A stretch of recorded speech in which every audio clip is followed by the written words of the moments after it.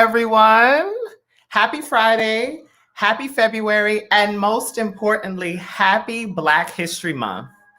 So for those of you who are just joining us, welcome to AFRO-PICKS. I'm your host, Major.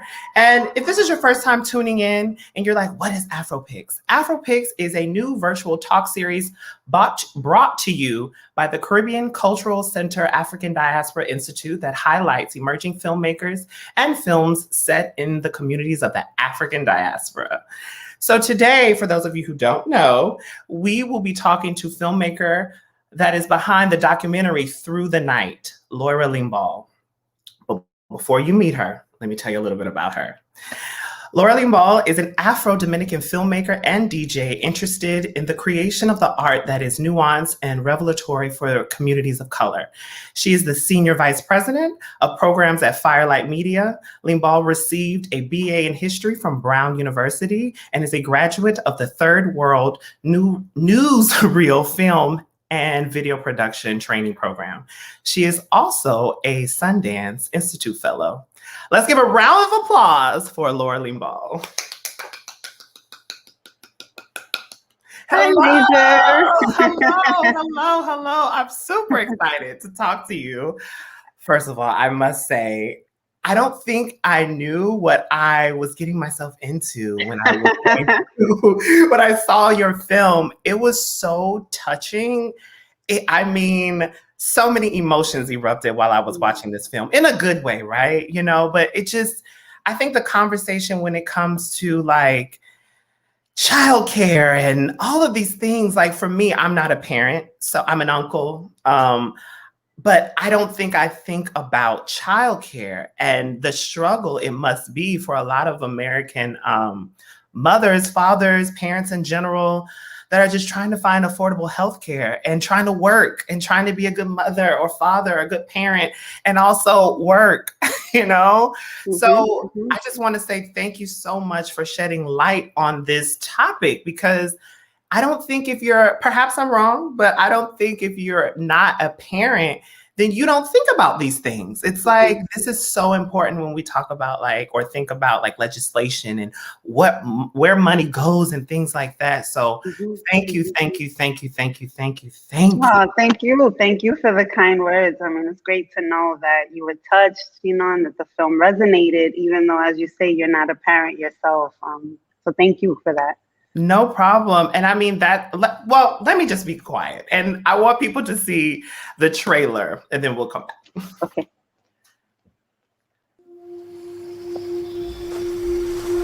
Come on, mama, time to get up. Come on. Good morning, baby. All right. Noah, time to get up. I've been doing this for 22 years. I have all different types of families in my daycare. I have some that comes in at 6 o'clock in the morning that works to 8:30 at night. I have some that comes from 3:30 to 12:30 at night. I have some that comes in overnight. I see a lot of parents come in and break down. They don't want to do this, but they need to work and take care of their family. See you later. All right, baby, have a good day. Be careful. This is the way the world is set up at this point.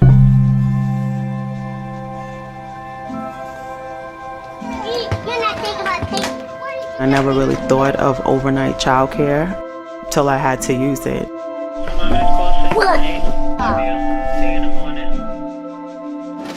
I've been working 7 days, almost 2 months. If I'm not working one job, I'm working in another job. Hi, Mommy.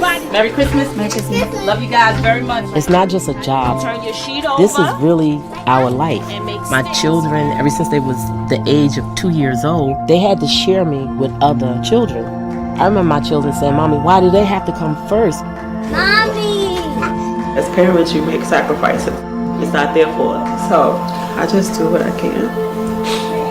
It's not easy, but eventually I'll sleep. Do we love each other? Yeah. I didn't hear you. Yeah. Do we love each other? Yeah.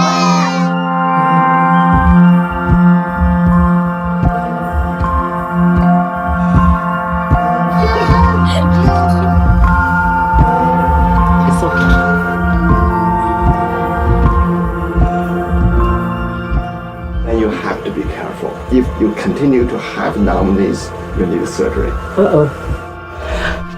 This work is hard. I don't want to stop doing what I'm doing because I feel like if I lay down, I'm so tired I might not get back up.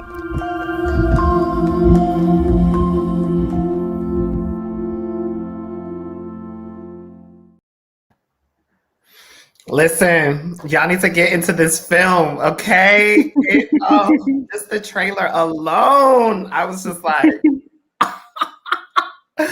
so, I mean, so many, I think, brave women are highlighted in this documentary. And I want to start with Miss Nunu. Like, did you know her or did you know of her childcare facility prior to filming this? Like, how did that all come about?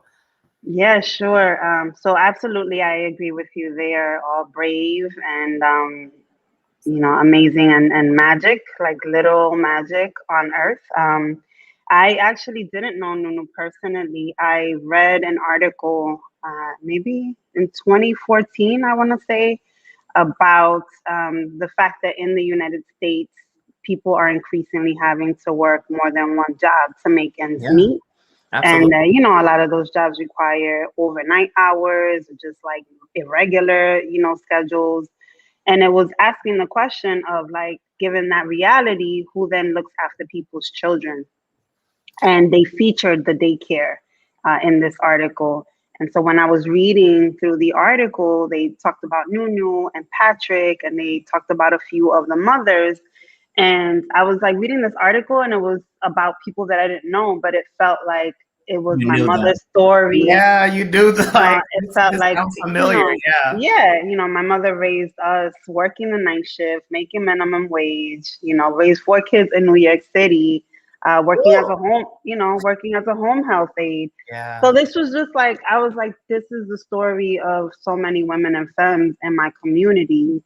But then thinking like the next thought was like, but I don't see these stories told anywhere. These are folks that we have all benefited from their labor, from their care, but we take them for granted. Absolutely. We make them invisible and we take them for granted. And so I was like, I want to make a film, about this universe that is so important. Did you ever get emotional while filming? Yeah. All the time. The like, whole can we cut, journey. please? Can we cut? I need a tissue. Yeah, no, the whole journey of making the film was really emotional because I saw so much of myself in the film. I'm a single working mother myself. I have 2 kids.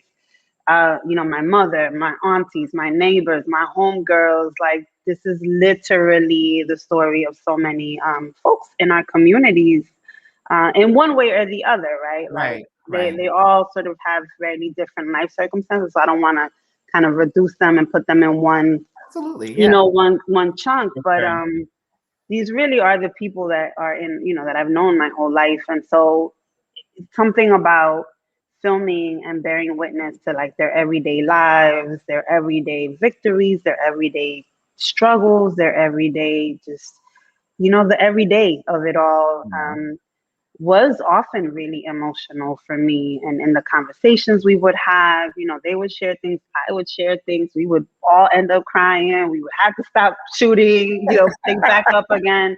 Sometimes we kept shooting even as the crying was happening. So certainly plenty of emotional moments. Absolutely. I just kept thinking like, I look back and I'm just like, how did my parents do it? Like, I think all across the diaspora, and not to reduce but I'm just saying like, you have to work. You have parents have to work. Yeah. And I just can't imagine, especially now in the state of our society and where we are, like, I can't imagine even trying to raise children. So shout out to you. Shout out to all the parents out there, because I don't know, even in normal circumstances, I feel like it can be challenging. But now with the state of the world, I'm like, who's gonna watch these babies? You know what I mean? It's like, who is gonna watch these children and also be able to afford it, right? That's also the question. Yep. Yeah, no, it's interesting because we made the film before the pandemic and we finished right around March. We got into the Tribeca Film Festival. So that was going to be that was supposed to be our World Premiere. Thank you. That was supposed to be our world premiere in April of 2020, and obviously it didn't happen because New York was under siege.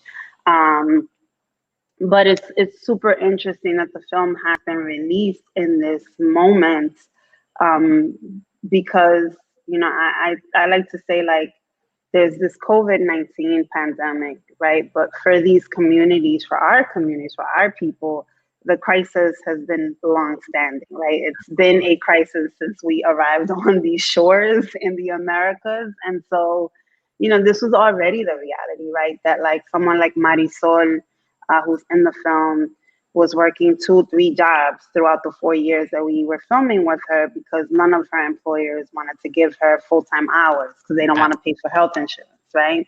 Or Shanona, who is a pediatric ER nurse and has, like what we would say is a good profession, it's a job that's respected, and, she's not making, a low wage.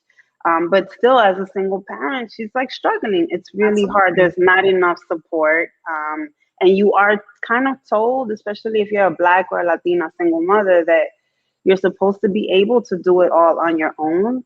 And if you can't, then something's wrong with you. And because that's the message that you get told, you internalize it, and then you're not able to reach out for help. You don't want to voice the things that you're struggling with because you're going to be judged. Right. And all you're going to find is judgment and criticism. You're not really going to find a lot of support, And then, Nuno and Patrick, who have been taking care of that. We're going to get into that. Yeah, But, going back to you got into this amazing film festival, and do you feel some sense of being cheated? The fact that you didn't get perhaps you weren't able to take the normal route that most documentaries, when they're inducted into a film festival, get to experience? That's a good question. I think I did feel cheated and like disappointed, like I'm just like naturally. I felt that not even right when the festival got canceled. I felt it more like in the middle of the summer, because we got the news of the festival being canceled right as the pandemic was starting. So we were all like disoriented, and I was just like, oh my God, like, what am I gonna do with my kids? We're gonna be home alone. What's going on with school? And then I was worried about, I have several, close family members in New York who are immunocompromised. So it was like worrying about my kids and worrying about my mom and other family members, right? And so while the festival stuff was happening, I was like really scared about COVID-19, taking my people, right? And then, as COVID started to wreak its havoc on all of us, and that started to kind of move into, whatever second phase of that was, then we had the murders of George Floyd and Breonna Taylor. Absolutely. And that was like another whirlwind. Constantly. Right? I feel that very similar in that, like, 2020 and into 2021, it was just a constant thing of like, it's like, can I get a break, please? Right.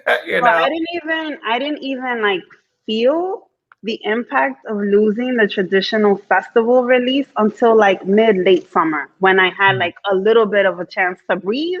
And as soon as I took a breath, I was like, oh, I'm kind of sad I didn't get this thing, that. Like, I haven't watched the film in person with all of the protagonists. We haven't hugged each other. I haven't been able to hug our crew. We haven't toasted that we finished this thing. None of that, none of those rituals, right, of completion where you collaborate with folks. We haven't had that. So I do miss that. But I also feel like the fact that the film has come out at this moment has also, it was kind of like, I do feel like it's a story that was necessary at this moment, right? Because there are so many conversations about caregiving. It's so impactful. It's so impactful. Like I said, it just shed a lot of light, and it made me appreciate even my parents even more. Like, I just, you guys are magicians. Like, I don't know how you guys do it, but like, shout out to you. I'll take that. Shout out We're to magicians. you. Shout out to all the parents who are tuning in, because I'm like, whew, I can barely keep up with myself. Right. No, yeah, I feel you. But I know you mentioned Nunu and Patrick's relationship, and I have to say that this is one of my favorite elements. I love the whole thing, but this is one of my favorite elements of the documentary because you don't get to see Black love like that often, right? And I feel like sometimes when we do see Black love, it's very like it's sensationalized, right? You don't really get to see just it live and breathe and the functionality that happens with Black couples. So the fact that, well, I would just be quiet. Let's just watch a clip. You know how you can just meet a person and know that it's gonna work out in life for you? He was just that person. I met Patrick when he lived over in the projects. One time he was fixing my brother's bicycle. I was doing dishes and I was looking out the window and I seen this nice looking dark-skinned guy coming up the walkway. I never forget it, with his polyester green pants and his turtleneck. And I was like, I really like him. He's very cute. And so I took my bracelet off and I threw it downstairs at him. And I said, you put that bracelet on because you're gonna marry me and we're gonna have kids. He laughed and everything. I found out later, the reason why he was fixing my brother's bicycle is because he liked me too. It just took off from there.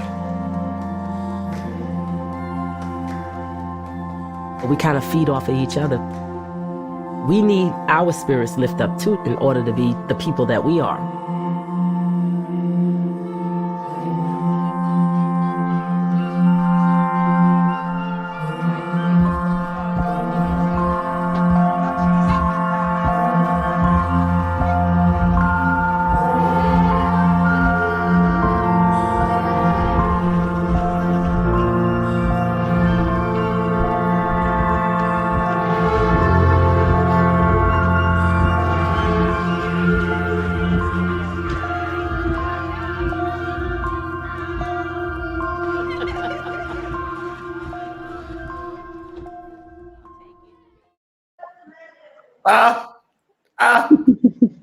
I just loved that. I loved that.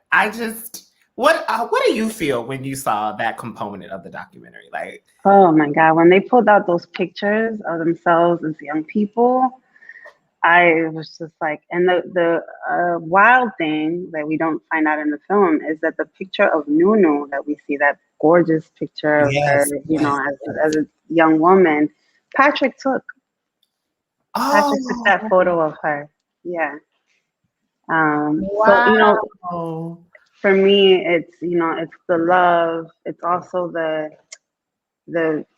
kind of the two people, but also this entire community, like really just like bearing witness to each other's lives, and being like accompanying each other on this journey of life, and saying like we are important enough of being documented, and that these moments right along our journeys matter, and just kind of like this way in which she and Patrick and everyone around them are constantly assigning value to each other in a way that the larger society doesn't, and that they love each other so much, I couldn't help but think like these children are bearing witness to that. Yes, absolutely. Absolutely. And I just thought that must be so amazing to see.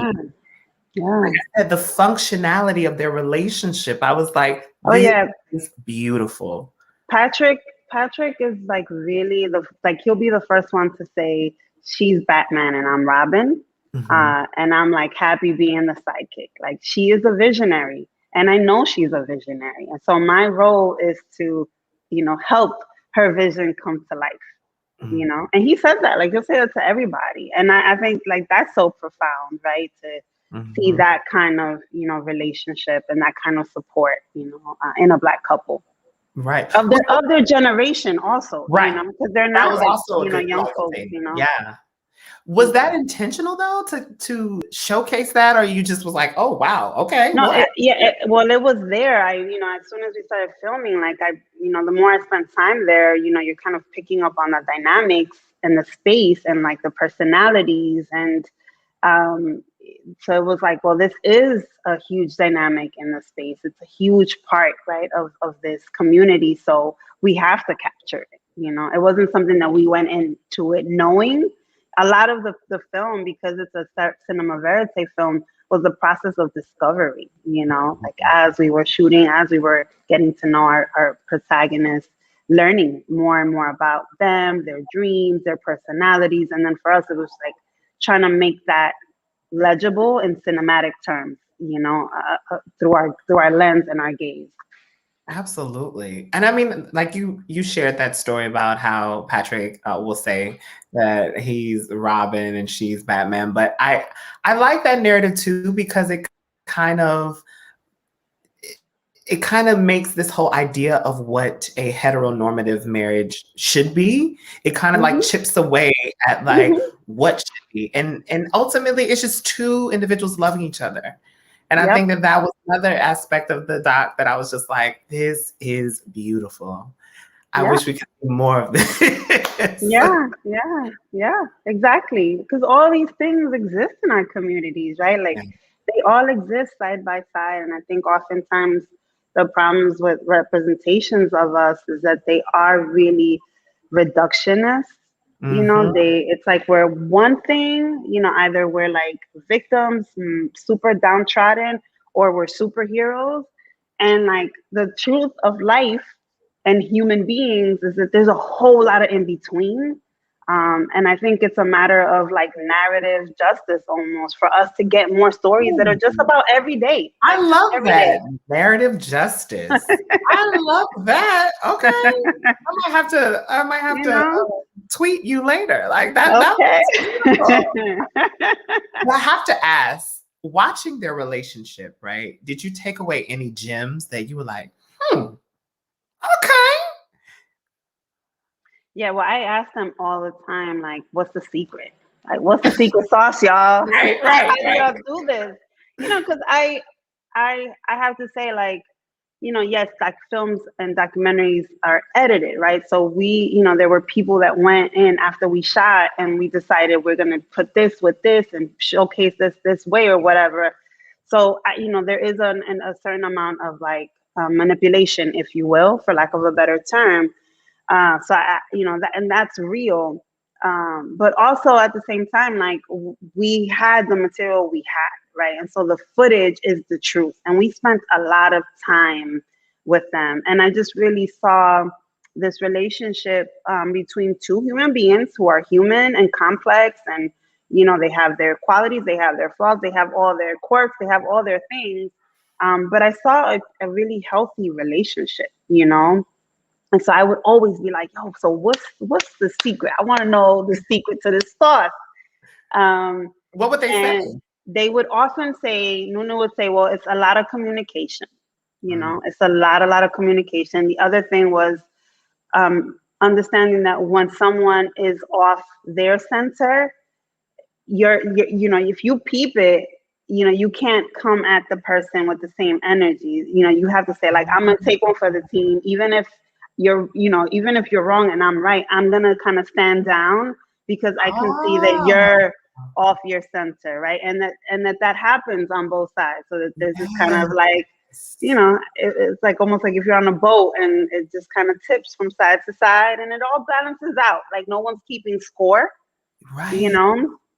And I also think that they have this joint calling, which is caring for children, which really, it's Nunu is the heart of the daycare, but Patrick is a caregiver. And he's talked about, babysitting neighbors and neighborhood kids, like when he was like a young person himself, like as a teenager, And so he's a caregiver and he loves children. So they have this calling that is like, it's more than work, it's more than a career. It's like a spiritual calling, they've raised multiple generations of children in one family, like they'll raise one person, that person grows up, has a kid, and then that person will bring their kid back to them to be, to help raise them. And so that's some else, that's beyond work and career, I mean, I could go on and on about their relationship. From what I saw from viewing the documentary, it was truly a breath of fresh air because, like you mentioned, also there are two individuals of a particular generation, and I think millennials and Gen Zs, a lot of times we like to remix things, but I think there is something to be said about our elders and our ancestors in the way they conducted themselves and operated. So I just really, really, really, really enjoyed that. But something that I also learned in this doc was I had no idea that overnight childcare was an option. I just always see mothers and fathers make it work. So I didn't even know if this was an option. And so, like, I mean, like I said, just roll it.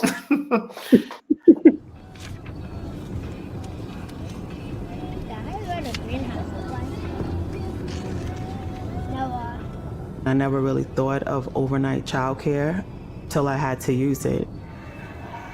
You mean where I am? Yeah. Oh, and I should have been over there? Oh. I'm a registered nurse. I work on the night shift in a pediatric emergency room from 7 p.m. to 7:30 a.m. It was hard to make the adjustment to leaving my children with someone for about 14 hours, but I felt secure with Nunu. No, pick one. So now what do you want, yellow or orange? Because you have to put one in the middle right here. So if I have one, you pick one. Oh my gosh. Someone's car is on fire. Really? Yeah.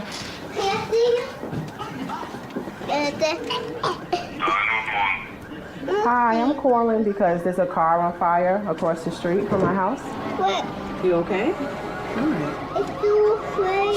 Why are you afraid, Pop? We call 911 and you say they came. No kids are in there. No, nobody's in the car, baby.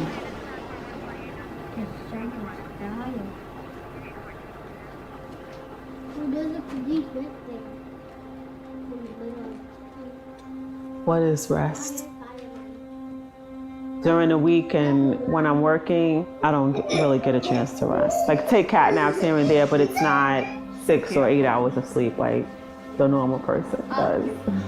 It's when I Johnson school, right? Yeah. Though I'm home and available during the day, I'm tired. So I feel guilty because I can't give them more of myself.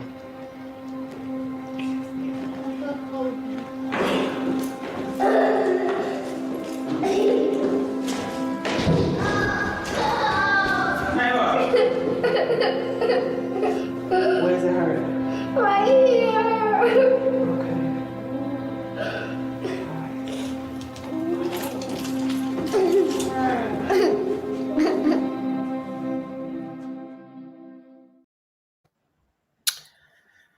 When she says, "What is rest?" I felt that in the deepest part of my mind. I was just like, wow.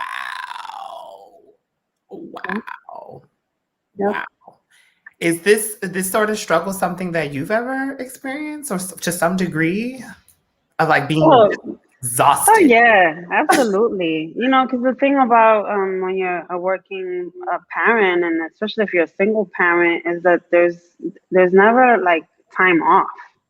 You know, and you work a full-time job to pay bills and to provide food and shelter. And parenting is a full-time job, so you're doing, you're as one person, you're supposed to be providing like, 100% to this, 100% to that, 100% to that, which if you add it up, it becomes like 300 or 400%, but you're one person with only 100% to give, right? And so, and then in the US, I do often feel like, the expectation is that you're supposed to like mother as if you don't work, and you're supposed to work as if you don't mother. Ooh. Which is an impossible setup, and so we just have it really like backwards. Absolutely. In the Absolutely. United States. And even when you talk about like Shanona, who lays out her schedule, nobody in the film sleeps any more than like 2-3 hours a night. And none of them. Like Patrick. How are you? That right. And we've normalized this though, right? This was before the pandemic. This was before anybody was talking about essential workers. This is what we demand or expect from people that we rely on, that we depend on, but this is how we treat them. We treat them like they're expendable and we exploit them. It's really brutal. And it's like so normal, you know, because like sometimes we talk about violence and like violence that, you know, against communities of color. And I think we automatically go to the really kind of egregious moments of violence, right? Like a police murder. But there is this very everyday violence that we've normalized so much that we don't even see it. You know, like when you and I go into Target at midnight, all the people that are working there at midnight on a Thursday, you know, probably like a good half or 3/4 of them have kids. Right. And they're at Target at midnight so that we could go get, you know, whatever, some lotion or deodorant or whatever we need, you know? Right. And we don't really think about these things, you know, and everybody's left to fend for themselves, you know? And it's brutal. It's brutal. And it is violence and it should be called out as such, you know? Yeah, it just is like, at what cost? You know what I mean? Like, at what cost are we treating workers this way? We're just throwing people, like, if we are dissatisfied any type of way, it's like, oh, goodbye.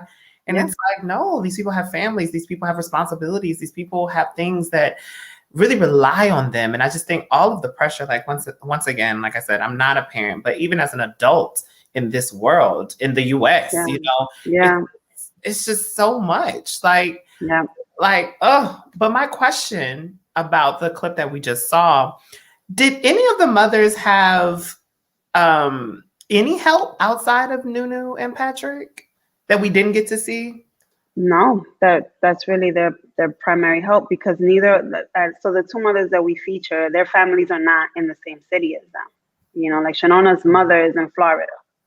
So on an everyday basis, you know, and then even if you have elders or other folks, you know, in your family, oftentimes if people are young enough or healthy enough, they're out working themselves. If not, they might have health issues or disabilities that don't allow them to run around after your 5-year-old or your 7-year-old.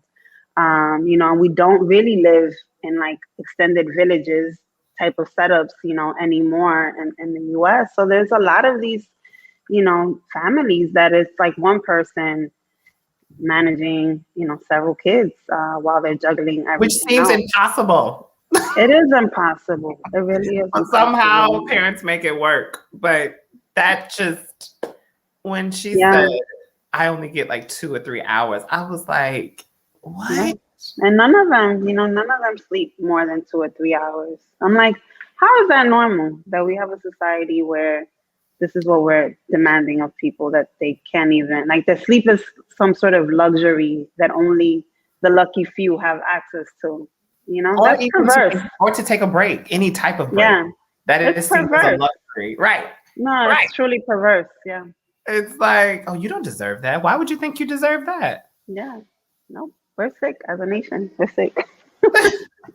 Yeah, I was just wondering. I was just like, do they have I was wondering whether you chose not to showcase their extended help, or it's non-existent. No, and you know, and in some ways they're super lucky that they have Nunu and Patrick that can provide care at these irregular hours, you know, or overnight, because not everyone does, right? So you made a point earlier about not realizing that 24-hour care was even an option. There are many 24-hour daycares in the US, but not nearly enough for the amount of people that are working all these sort of non-standard hours. And also the other piece to the 24-hour daycare is that sometimes there are centers that will get the license to operate 24 hours, but will not function that way because the enrollment is low. And the enrollment, so it's not profitable, I'm assuming. Right, exactly, because you know you can't be paying staff if you don't have, you know, children coming that are paying tuition.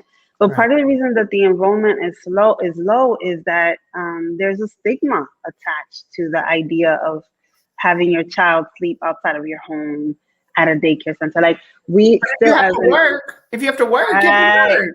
Right. But this is where it's like, that's where it's like the framework is set up to like kill us, right? Like it's not, you know, the framework, we still even talk about this oftentimes as like daycare, but it's not daycare because it's happening at nighttime, it's happening overnight. But we're like, our conversation and our like norms as a society have not caught up to the actual lived realities of especially working class women of color, you know? Yeah. So it's like you have to work, like, period. Yeah, but the same stigma is not there if you are a white middle class, you know, or upper middle class career woman and you have a live-in nanny. That stigma is not there for that, right? So it's race-based, it's class-based, you know. We really truly make it impossible. Once again, I don't know how y'all do that. It was such a learning curve for me watching this documentary. Like I said, like I have children within my family, but like the nuances outside of my role as a uncle per se, I guess the small nuances of I just never had to really think about. And it's just, you shed so much light and you share so much information in this documentary, you and all of the people that participated. So, and it's also like with Marisol's, like her struggle. Like I remember in the documentary, she said, all I want to do is save up enough money to buy a house. And it's like, here you have this woman who is working extremely hard just to get a piece of the American dream. So it's like, hello. I'm on a show and it's live. Can you give me a few minutes? I'm on a show? Yeah, you're on a show. Okay. Got a ham in the building. I love your braids. Give me a few minutes. Yeah, like you just see her, that she keeps saying that all I want is just to be able to provide shelter for my family, essentially. And like she just was working so, I mean, everyone is working extremely hard, but her story in particular, and we'll just watch it.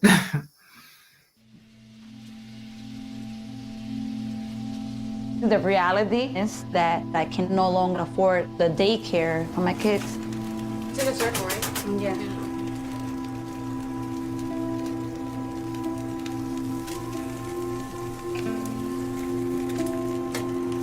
The government will not help pay daycare after 13 years old. Basically, Diana is overage. I cannot have my daughter here by herself.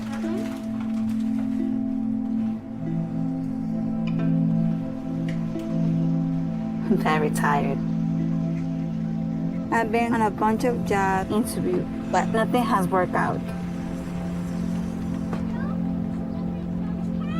At nighttime, I started crying when my kids were sleeping because I cannot let my kids see me being sad inside.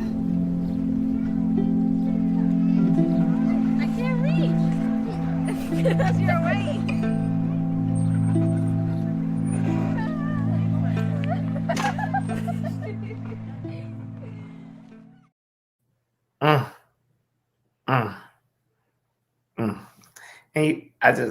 And something that I also was thinking about too is the fact that in this clip that everyone just saw, she mentions that, you know, she can no longer afford to put her child in daycare because she's aged out, essentially.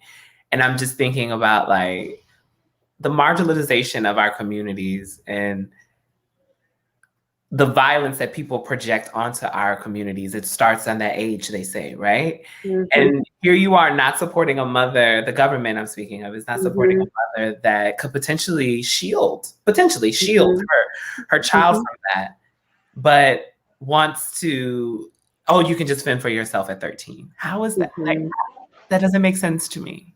Right. And, you know, the thing is that Marisol is working 3 jobs. So, you know, her hours, sometimes she's getting home really late. Mm-hmm. So, you know, like in what world does it make sense to have a 13-year-old home alone? you know, at 12 For that a.m., long. 1 a.m. Yeah, for all those hours, you know, it's really like a safety issue, you know. And it's to your point about like she's working so hard, and it just makes me think about the lies that we get told. You know, we get told like if you just work hard enough, right? Like then that's the way you make it in the United States, right? Like, that's how to make it in America. Just be really hardworking. And here is this woman working herself to the bone, and she's not getting ahead, right? Like she is doing everything quote unquote right, and she is not getting ahead. You know, it's coming at a huge cost to her and to her family, you know, and it's like, it's a lie what they tell us, Yeah, you know? for sure. Absolutely. It's like, how am I supposed to get ahead when I have so many barriers preventing me from doing so? Right, right. You Like, know, and how? which I think is important for us to see ourselves, you know, in those stories, because I do think we end up internalizing, right, these lies, and then we're hard on ourselves. We carry around all this guilt or this shame, or we critique each other.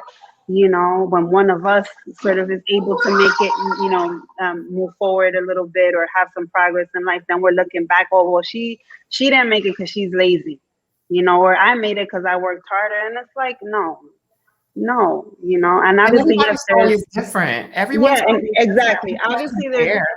individual agency, but I think it's important to remember that the system and the structures are set up to have us fail, you know, and to make it very, very hard and make it impossible, you know? Yeah, that was the takeaway from that clip in particular, that section of the documentary. I was like, to your point, like you have this woman, she's doing everything right. She's working hard. She's trying to provide for her kids. And there's another part of the documentary around Christmas time that I thought was so special that's why everybody needs to watch this documentary so you can see what I'm talking about. But even you see her get emotional for what she's given, you know? And it's like those little things I'm sure mean the world. She's doing everything right. And all she wants to do is provide for her children and for her children to have a better life than potentially she had. You know, and I think that's just heartbreaking. That's heartbreaking. That's heartbreaking. Yeah. And shout out to Nunu and Patrick for even offering this service. And, you know, throughout the film, you see Nunu's resilience in particular. I mean, you see everybody's resilience, really, but there was some surprises that I will not spoil, but I was like, wow, okay, you knew. Yeah. Wow. So, well, so you guys know what I'm talking about. Let's see the next clip. This work is hard. I don't want to stop doing what I'm doing because I feel like if I lay down, I'm so tired I might not get back up. I have to keep on moving because I have something to do. Okay. You're welcome, sweetie. I just, like to your earlier point, like how many women have we observed in our communities and just not thought about their backstory or thought about the sacrifices that they make or their contribution to the community? Mm-hmm. Do you think perhaps that's an unfair burden placed on Black women in particular across the diaspora? It's this magician, you're supposed to keep everything running afloat and we run you to the bone? Do you think that's unfair? I absolutely think it's a really unfair burden. And I think, you know, it's one that Black women increasingly have been speaking up against, you know, and speaking up about, you know, just this idea of you like the mule of the world, and everybody just depends, you know, on you and expects you to always be there and always show up to clean the messes, to fix the messes, to do all the things. And at the same time, I think that mothering, you know, and I say mothering as a verb, as work that I think is sacred and really powerful, but they can be done by anyone, right? You know, it's not something that is limited to a biological, you know, cisgendered woman who is a mother. You know, I think about all my friends who are in like queer and trans communities who are mothered, right, by many different folks throughout their lives. And so I think mothering is this really sacred work that is a blessing, you know, and a calling to be able to do. And so I think it's not that, you know, at least I'll speak for myself as a Black woman, it's not that I want to stop doing this work of mothering or nurturing. I think the issue is that we would like some reciprocity. Absolutely. And you deserve it. And you I deserve think that's what it comes down to, some reciprocity, you know? And sometimes that comes in the form of the dollars, the cents, you know what I mean? Just, you know, just resources, you know? I think it's unfair. I really do. I think Black folk across the diaspora, we all have things that, you know, we're fighting up against. But I think that that's for Black women in particular, from the outside looking as an observer, I'm just like, this is not fair. You shouldn't have to be the Miss Fix-It or however you identify. Like everybody's backbone. Right. Like why? Yeah. Like, oh, the company's going out of whack. Let's hire a Black woman. Like that just is not. Yeah, which is the trend at the moment, I know that's another conversation. It's like, oh, we messed up. Let's get a Black woman in here. And we see this is not unique to the U.S. and we see this all across the diaspora. And I just had to ask you that question. I was like, what is your perception of this? Like, and also, do you reject it when you are not feeling your 100% self, as you mentioned earlier? Yeah. I'm working on it, to be honest. I think I also internalized at a really young age that my worth was based on how much I could be of service to others.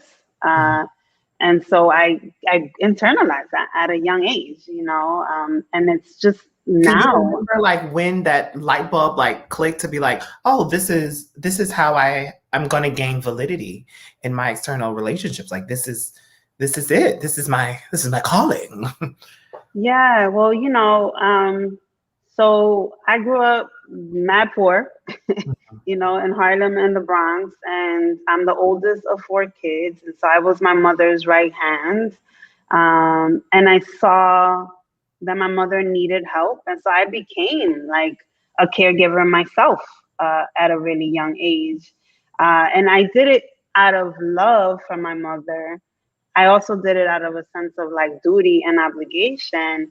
But now as an adult, I'm just starting to unpack that it was a duty that was unfair for me to have carried at a young age.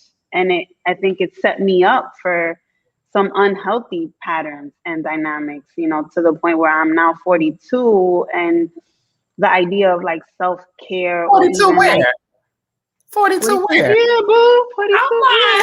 What moisturizer are you using? Oil of Olay. That's it. What are you using? I buy all my products at like CVS. I don't buy nothing fancy. They say Black don't crack. Okay. Thank you. Yeah, you know, I'm just still now like trying to learn how that it's okay for me to prioritize myself or to center myself, you know. How do you do that while you're mothering though? That's one huge thing is like learning to ask for help. Okay. Which for me has also meant being more comfortable to receiving it, right? Because it's like one thing, it's hard to ask for it, but then it's like even harder to receive it. And I think for me, there's a part with receiving it that requires like people being a part of your mess, you know, and letting people see you, right? Like, and it's hard because it's a vulnerable place. You're scared of being judged. And when it does come to your children, that is, at least in my case, I feel like that's like the rawest, most vulnerable part of my existence where I'm constantly second guessing myself. You know, the responsibility is huge, right? The stakes are mad high. And I'm, you know, often like, was that the right decision? Is that what they actually need? You know what? I need to go back and apologize. You know, constantly, right? And so you're doing great. You're doing great. You're doing great. Okay. Thank you. You are doing But to let people into that process is really vulnerable, you know, because like the worst thing that someone could say to someone who is a mother is to call her a bad mother. Ooh. Right? There's like no worse slur that you could say to someone who is a mother. And so it becomes this thing where like you become like this fort, and it's like you against the world, you and your kids against the world. Right. So the process of self-care and centering myself is like really understanding that it's not just me against the world, and I can't be everything that my kids need. I need help, and kind of putting my guard down a little bit. You know, that's what it's looking like for me at the moment. All right. Well, I want to remind everyone that, you know, I found that there are a lot of gems in this. So I don't want to give the impression that you're just going to be crying the whole time, because you're not. There are so many moments that reminded me or took me back into a space of when I was a child, and you're learning morals and you're learning good behavior, bad behavior, all of these things. And what we're about to see just really, really, really touched me. So let's see it. Guys, get off of the mat real quick. Come here, everybody, let's have a conversation. Everybody, come to me. Let's have a conversation. It's called sharing is caring. It's called respect for each other. You do not jump on each other. You do not get mad because somebody say, excuse me, or can I sit there? Thank you, and please, okay? Let's not be rude, because we are all friends and we all love each other, right? Yeah. Do we love each other? Yeah. I didn't hear you. Yeah. Do we love each other? Yeah. Okay, well then let's act like that, okay? Stop kissing this baby. Stop sucking on this baby. I just love that. Because, you know, it's just like the simple things in life. If we could just all be reminded of the simple things in life and do our humanitarian good deed of just being good people. I know that's subjective, but I just love those moments of the documentary as well. Thank you. Yeah, I think about it too as like, you know, this work of caring for children has been seen as like women's work as a way to diminish it. And I think for us, we wanted to capture all the nuances and all the details of what it looks like in its everydayness, not making it bigger or smaller than it is, just to reflect back to us like, this is actually really significant and important and essential work, unlike what we've been told about it, you know? And so we did work really hard to capture these moments, right? That are just like every day. It's nothing big or dramatic happening. This was just like a regular morning, and during a regular lesson, they were doing some schoolwork. And then there was like this kind of like social emotional lesson that, you know, happened organically because the kids were starting to kind of like fuss with each other, you know? And that's important. That's just as important as like any of the things that, you know, we might assign bigger value to, you know, traditionally. Thank you so much. And, you know, for everybody watching, there's a link below. Please do yourself a favor and go see, well, not go, but log on and click this documentary. I promise you, it's going to do your heart so much good. Please. But before we exit, do you want to leave us with anything you're working on? Like, come on, I want to know. What's the Well, it's too early to talk about what I'm working on, but I am working on 2 new projects. Okay. But I think what I would want to leave us with is just a reminder of like the fact that as Black people throughout the world, we are up against a lot, and we often focus on the things that are ailing and killing us, but we are still here because we have loved each other and we have cared for each other, generation after generation. And so just to remind us of that, you know, that like the keys to our survival are in our hands, because we are the ones that have ensured that we are still here today. and just for us to hold on to that as we're thinking about all the struggles and all the things, that we're up against. Thank you so, so, so much. Do me a favor though. Tell people where they can find you on social. Like, yeah, sure. Girl, drop it. Okay. So I on social media am DJ Laylo on Instagram. I'm DJ Laylo on Twitter, and on Facebook I am Loira Limbal. Because that's DJing is like my other hat, which is not really happening because of the pandemic, but it is another part of my my work in the world. Yes. Thank you so much for sharing. Thank you. And thank you all of you who are tuning in. And thank you to the Caribbean Cultural Center African Diaspora Institute. We're logging off, you guys, and we will see you next time. Have a great rest of your evening. Bye. Thank you so much for having me. Thank you.